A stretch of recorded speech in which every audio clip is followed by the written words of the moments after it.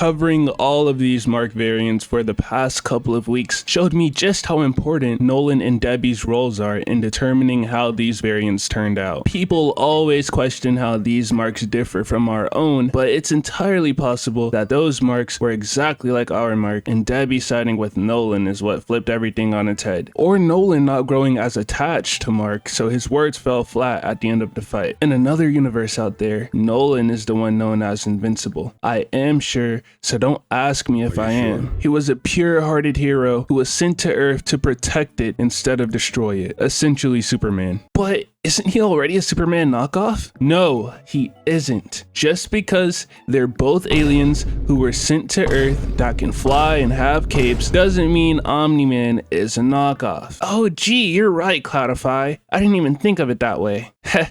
I know. Talk to yourself in your room simulator, am I right? Or what if Debbie and Nolan were still Mark's parents, but their roles were reversed? Nolan was a kind and caring human father, and Debbie was a cold-hearted Viltrumite. But let's take it a step further. Why just focus on Mark's family? There's so many important characters that could have directly influenced how Mark turned out. What if the Guardians survived? What if Mark's powers activated when he was giving William a high five and he slapped his arm off? What if Red Rush actually used his brain? There's an endless amount of possibilities which lead to an endless amount of alternate realities, but today I want to focus more on Nolan as Invincible. Now, when I say he could have been invincible, maybe he doesn't literally have the same name, but a similar color scheme or whatnot. Yes, it looks weird, I know. Maybe this is omni-mark's Nolan, and they switched roles. This would make sense because people have brought it to my attention numerous times that in the comics, he says he offed his father, and instead of outright overpowering Nolan, he was simply bloodlusted while Nolan obviously wasn't trying to off him. But here's where things get interesting. Assuming he was sent to Earth to protect it, this implies that the whole of the Viltrum Empire were actually good-natured people here. Maybe people actually recognize Conquest for his other talents. But if Nolan were a humble and well-respected hero here, how did Mark turn out so evil, so rotten, so sinister? I'll tell you how. Because of Debbie.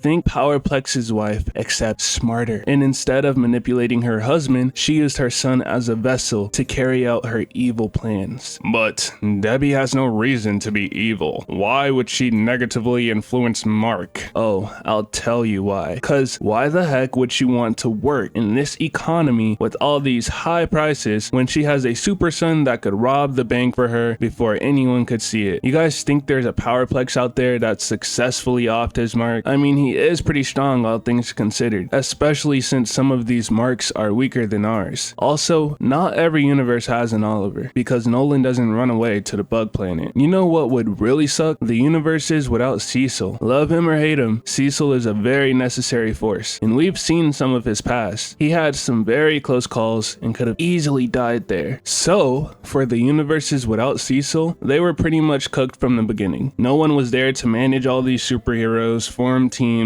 or greet Omni-Man on his arrival. And I know we don't really think about it, but some of these evil marks probably still have girlfriends. Some of them are probably dating Amber, or some evil version of Eve. Or possibly still a heroic version of Eve, but Mark is secretly evil like Omni-Man. And I've seen the original design for Bald Mark, and his initials still would have been BM, but not for Bald Mark, for Burger Mark, because apparently he still worked at Burger Mart even after he got his powers, because I guess in the main universe he just quits off screen. So maybe he started being a delivery flyer, because you know, he obviously wouldn't drive. And he was employed as Invincible because he was wearing his costume with the Burger Mart hat, unless he just had a Burger Mart hat lying around and his hairline was receding or something, and then he just wanted to wear the hat to cover it up. But if he were employed as Invincible, then did he quit as Mark and then reapply as Invincible, or did he continue to be employed there as Mark Grayson but just start wearing the costume and didn't really have a secret identity? Who